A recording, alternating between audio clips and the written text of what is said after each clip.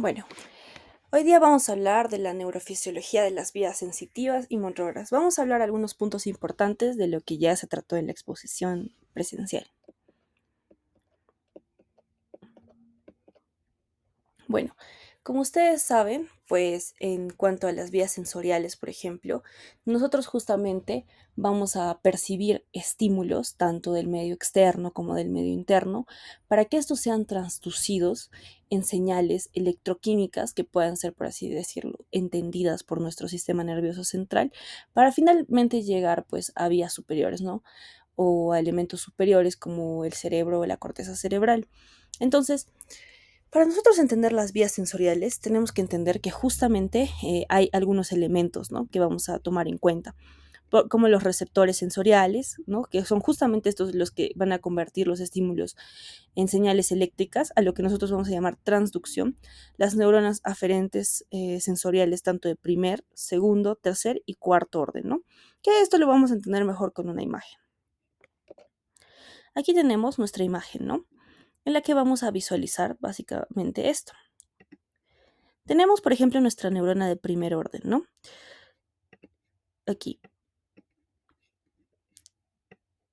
La neurona de primer orden, aquí tenemos nuestro receptor, ¿no? Los receptores vamos a tener que pueden ser, según el tipo de estímulo, 5 tipos de receptores diferentes, ¿no? Mecanorreceptores, fotorreceptores, termorreceptores, nociceptores, ¿no?, o termorreceptores, los cuales justamente van a recibir el estímulo, ¿no? Y el estímulo va a viajar a través de nuestra neurona de primer orden, ¿no? Esa neurona de primer orden va a llegar a la médula espinal, ¿no? Y va a llegar a un núcleo de relevo, ¿no? Los núcleos de relevo son básicamente para nosotros poder integrar la información, ¿ya?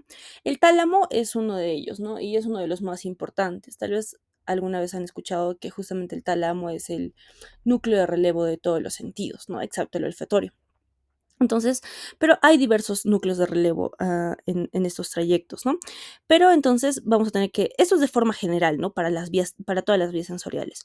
Entonces, la neurona de primer orden va a llegar a su núcleo de relevo y de aquí, en el nacimiento de una segunda neurona o una neurona de segundo orden, vamos a tener que se va a decusar al lado contralateral, ¿no?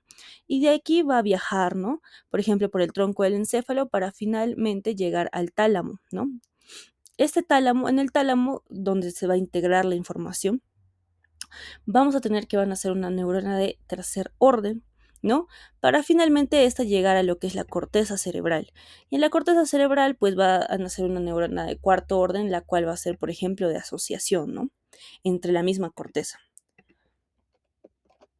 Ahora, como ya habíamos visto, pues hay tipos de receptores, ¿no? Según el estímulo que va a llegar hacia ellos, ¿no? Entonces, nosotros vamos a tener los mecanorreceptores, por ejemplo, que son de tacto, audición o del sistema vestibular, ¿no?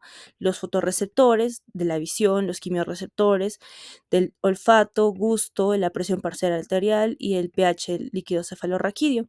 Los termorreceptores, pues como su nombre dice, la temperatura, y los nociceptores, los extremos de dolor y temperatura, ¿no? Justamente estas señales nocivas, y cada uno va a tener un diferente receptor, ¿no? Ahora, bueno, ¿qué es la transducción sensorial, no? Como les había dicho, los estímulos, pues, van a modificar las propiedades del receptor, ¿no? Digamos, imaginemos, una aguja que va a pinchar la piel, ¿no? Este pinchamiento, digamos, de la piel va a generar una apertura y un cierre de canales iónicos, ¿no?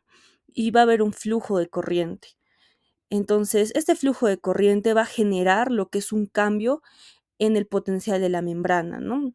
Nosotros sabemos por definición que pues las membranas celulares usualmente son positivas por afuera y pues son negativas por dentro, ¿no? Según las cargas y los iones que están predominantemente tanto de forma intracelular como extracelular. Entonces, cuando nosotros pues hablamos de despolarización, cuando hay un cambio en este sentido, ¿no?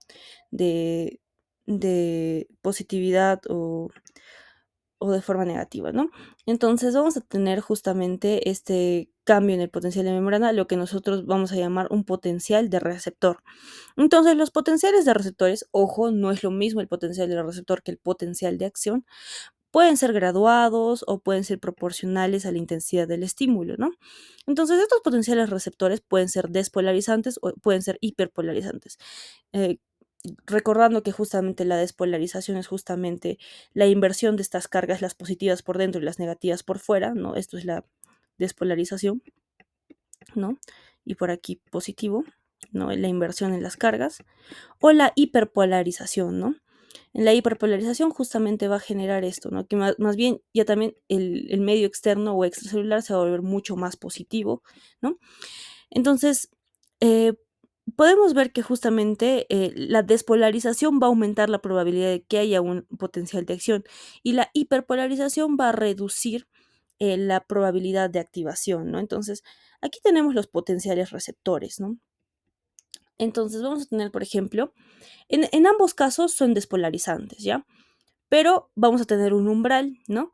En el cual al no llegar al umbral, pues no va a haber potencial de acción y al llegar o sobrepasar el umbral, pues sí va a haber un potencial de acción, ¿no? Entonces tenemos que los potenciales receptores pueden generar potenciales de acción en caso sobrepasen el umbral, ¿no? Y todo esto tiene que ver con el estímulo. Ahora tenemos que hablar acerca de los campos receptores para entender un poco más esta idea. Y pues, ¿qué es el campo receptor? Es el área específica en donde la estimulación va a modificar la actividad de una neurona sensorial, ¿no?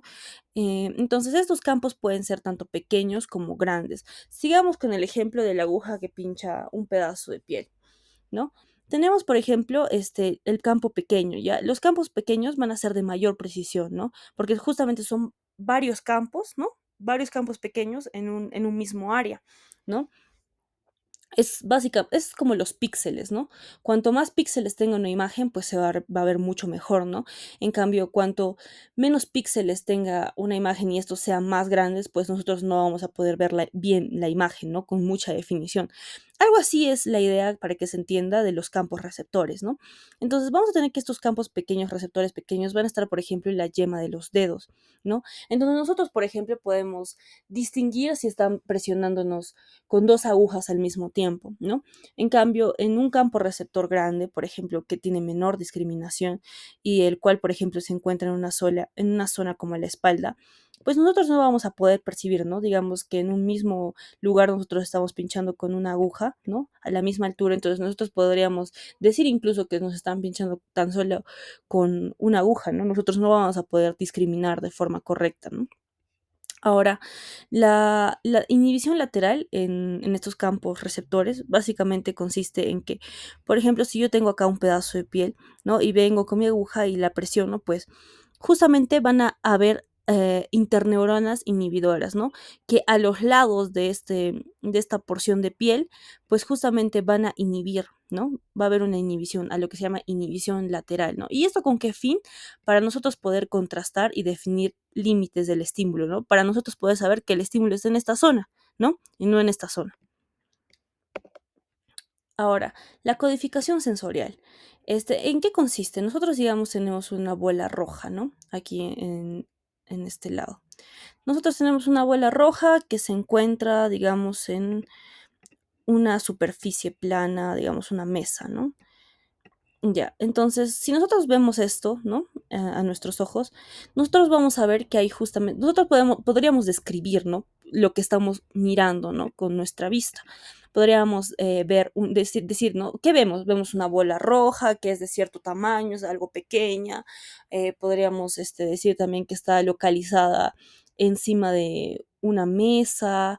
¿Cuál es la profundidad, ¿no? A la que se encuentra esta bola, ¿no? Todo eso podríamos describir de lo que vemos, ¿no? Entonces, la codificación sensorial justamente es la forma en la cual nosotros vamos a justamente interpretar esta información para nosotros mandarla a nuestros centros superiores, ¿no? Entonces, ¿cuál es la información que nosotros podemos justamente codificar, ¿no? De algún tipo de estímulo, ¿no? Son la modalidad, por ejemplo. La modalidad, pues, digamos que nosotros tenemos la visión y la visión en el sentido de la visión, ¿no?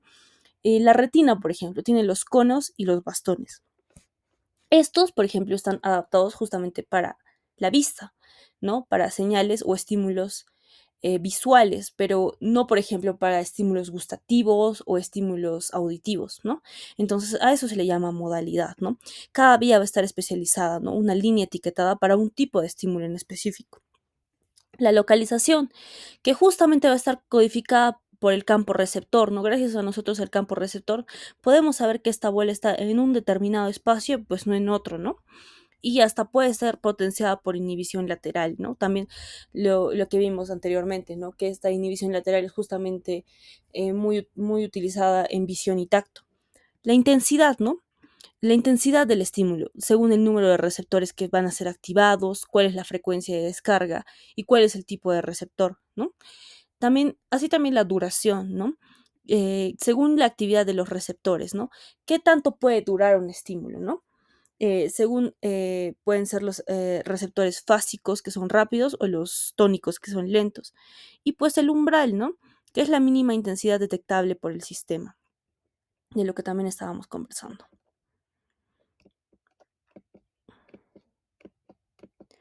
Ahora vamos a ver un poco sobre lo que son las vías, ¿no? Las vías somatosensoriales. ¿Por dónde es que justamente la información va a viajar, ¿no? Entonces, cuando hablamos de vías somatosensoriales, ¿no?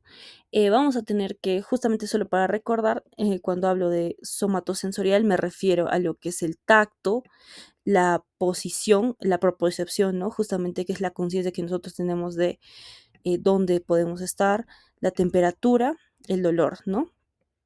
Entonces estos van a viajar por lo que son receptores del tipo mecanorreceptores, termorreceptores y nociceptores, ¿no? Entonces a esto me refiero con el sistema somatosensorial. Entonces el sistema somatosensorial va a viajar básicamente por dos sistemas o dos vías. Estas dos vías son ascendentes, ¿no? Porque viajan desde el exterior hacia adentro, ¿no? O bueno, mejor dicho, desde el exterior hacia lo que es el cerebro y la corteza cerebral, ¿no? A eso se le llama vía ascendente. Y las vías ascendentes, por ejemplo, van a ser las motoras, ¿no? Que van a viajar ya también desde lo que es la corteza hacia los músculos efectores, ¿no? Pero vamos a ver las vías somatosensoriales. Estas, por ejemplo, como les comentaba, son el sistema de la columna dorsal y el sistema anterolateral. El sistema de la columna dorsal, pues justamente va a tener modalidades, ¿no? Que es el tacto discriminativo, la vibración, la presión, los dos puntos y la propiocepción. Y el tipo de fibras, pues van a ser el tipo de fibras sensoriales de los grupos 1 y 2. Entonces nosotros vamos a tener un trayecto de estas vías, ¿no? De primer, segundo y tercer orden, ¿no? Como lo que habíamos visto al inicio, solo para recordarles en cómo se basaban nuestras vías sensoriales, ¿no? El receptor, nuestra neurona de primer orden, luego la de segundo orden va a decusarse, llega la de tercer orden y la de cuarto orden. Pues esto va a ser lo mismo en este sistema de la columna dorsal. Entonces vamos a ver el trayecto de estas vías, ¿no? Las de primer orden, ¿no? Van a ascender de forma ipsilateral, ¿no? Por los cordones dorsales hasta lo que es el núcleo de Gold, ¿no? Y también el núcleo de Burdach, ¿no? Entonces vamos a ver aquí la imagen para que se entienda un poco más, ¿no? Tenemos aquí, por ejemplo, ¿no? Nuestra neurona de primer orden que va a viajar, ¿no? De forma ipsilateral hasta que llega al núcleo de Gold y de Burdach, ¿no? Por los fascículos, ¿no? También del mismo nombre, ¿no? Aquí, cuando llega a los núcleos, o sea, viaja por el cordón posterior, ¿ya? Esta es la médula espinal, este es de forma anterior, aquí anterior, posterior, y vamos a ver que este es el cordón posterior de la médula espinal, ¿no? Donde vamos a tener justamente los fascículos grácil y cuneiforme, o también llamado Golgi-Burdach, y sus núcleos, ¿no? Entonces, la neurona de primer orden llega hasta este núcleo, que es un núcleo de relevo, y aquí es donde justamente va a haber una decusación y van a ser la neurona de segundo orden, ¿no? Y esta neurona de segundo orden pues va a llegar hacia lo que es el tálamo, ¿no? Que también es un centro de relevo, para finalmente pues eh, que venga la neurona de tercer orden, llegue a la corteza cerebral y también haya una neurona de cuarto orden que justamente llegue a las áreas de asociación de la corteza misma. Entonces tenemos justo eso, ¿no? Las de primer orden ascienden ipsilateral por los cordones dorsales hasta el núcleo, ¿no? De Golgi-Burdach en lo que es el bulbo, luego hay una decusación, llega el tálamo, luego la corteza, ¿no? Y ahí vienen justamente estas neuronas, ¿no? De segundo orden y de tercer orden, ¿no? Como ya les habíamos explicado. Ahora, en cuanto a lo que es el sistema anterolateral, vamos a ver que este ya también va a llevar la información del dolor, la temperatura y el tacto ligero. Entonces vamos a tener las fibras del tipo 3 y 4, ¿no? Son fibras un poco más lentas. Entonces, ¿cómo va a ser el trayecto de esta, no? Va a ser un poco diferente al sistema dorso de la columna dorsal, ¿no? Vamos a ver, por ejemplo, que justamente las neuronas de primer orden hacen sinapsis en el asta dorsal con con las neuronas de segundo orden, ¿no? Como podemos visualizar aquí, ¿no? Aquí está nuestra neurona de primer orden, ¿no? Llega justamente al ganglio espinal dorsal o al ganglio de la raíz dorsal, ¿no? Aquí, y va a hacer una conexión con la neurona de segundo orden, ¿no? En el asta posterior y va a haber una decusación sensitiva, ¿no? Dijimos que la segunda neurona es la que suele decusarse. Entonces, pues vamos a tener esto, ¿no? Y vamos a ver que esta decusación sensitiva se va a llevar a nivel de la médula misma espinal, ¿no? Y así es como van a ser un haz espinotalámico, ¿no? Espino porque nace en la médula espinal y talámico porque es pues a donde se dirige, ¿no? Entonces vamos a tener nuestra decusación sensitiva, ¿no? Y esa es la segunda neurona. Luego llega hacia la tercera neurona, ¿no? Llega al tálamo, su centro de relevo, y pues se conecta con la neurona de tercer orden o la tercera neurona, ¿no? Que llega a esta zona y bueno, luego la cuarta, luego llega esta neurona de tercer orden hacia lo que es la corteza cerebral y ya pues se conecta con su neurona de cuarto orden, ¿no?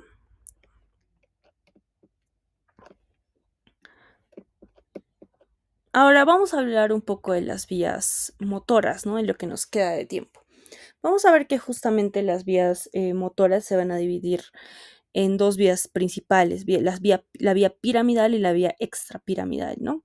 El sistema motor, pues como sabemos, va a coordinar y ejecutar movimientos tanto voluntarios, los movimientos que nosotros queremos hacer muchas veces que compromete al músculo esquelético, y los involuntarios, ¿no? Que muchas veces pueden ser reflejos o el mismo tono postural, ¿no?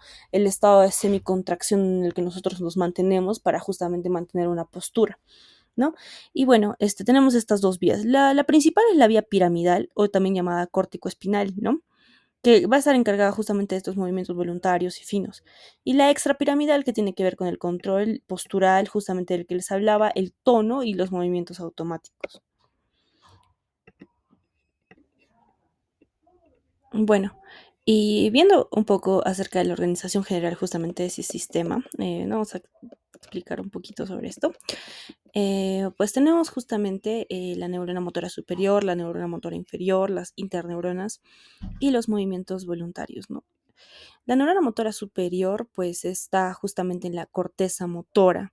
Aquí, o sea, sabíamos que habíamos visto que justamente la información sensitiva o somatosensorial viajaba justamente desde la médula espinal hacia lo que es la corteza cerebral. En esta justamente la vía motora va a nacer ya también, o su primera neurona va a estar en la corteza cerebral y va a ir hasta los órganos efectores y vamos a tener aquí justamente lo que es una neurona motora inferior, ¿no? Que es la cual va a ser justamente inervada por la neurona motora inferior o bueno, por una segunda neurona. Entonces vamos a tener justamente que la neurona motora superior pues va a descender, ¿no? Va a haber justamente una decusación al nivel de las pirámides vulvares, por eso se llama decusación piramidal, y pues va a llegar justamente por el tracto córtico espinal lateral a lo que es el músculo esquelético, ¿no? Se comunica con una neurona motora inferior y ya. Lo importante aquí es justamente ver la lesión de neurona motora superior y neurona motora inferior, ¿no? Que es el tip clínico de esta pequeña exposición. La neurona motora superior, por ejemplo, cuando hay una lesión a nivel de la neurona motora superior, vamos a tener que hay una parálisis espástica, hiperreflexia, babinski positivo, incremento de tono muscular y atrofia por desuso. Y ustedes dirán por qué. Una buena forma de entender o, bueno, recordar esto es básicamente decir que, por ejemplo, la neurona motora superior es como el papá de la neurona motora inferior, ¿no? Es el que le controla básicamente. Entonces, nosotros cuando tenemos una lesión a nivel de esta, pues vamos a ver que justamente va a haber un aumento de justamente de, por ejemplo, de los reflejos o de la parálisis, ¿no? Una parálisis espástica de tipo duro, o sea, el músculo se pone, por así decirlo, tieso, ¿no? Entonces, justamente todos estos signos van a ser así: parálisis espástica, va a haber hiperreflexia, va a haber Babinski positivo, porque justamente Babinski es un reflejo algo arcaico, ¿no? Entonces, por eso va a ser positivo también, ¿no? El incremento del tono muscular y también atrofia, puede haber atrofia por desuso, pero por motivos prácticos vamos a tratar de olvidar esto, ¿ya? Porque esto es más propio de lo que es la neurona motora inferior. ¿Qué pasa si hay justamente una lesión a nivel de esta? Pues ya también, o sea, si acá estaba aumentado, ¿no? Aquí ya también va a estar disminuido. Entonces vamos a tener una parálisis flácida, o sea, el músculo está paralizado, pero de forma flácida, no está duro como aquí, ¿no? Va a haber arreflexia o hiporreflexia, ¿no? Van a haber fasciculaciones, va a haber una disminución del tono muscular a comparación de esta, ¿no? Que hay un aumento, que hay una disminución, ¿no? Porque justamente no está llegando la inervación a nuestro músculo esquelético, ¿no? Y por ende va a haber una atrofia, ¿no? Por desuso. Justamente nosotros dejamos de usar el músculo, entonces la persona va a presentar una atrofia de estos, ¿no? Y eso sería todo. Gracias.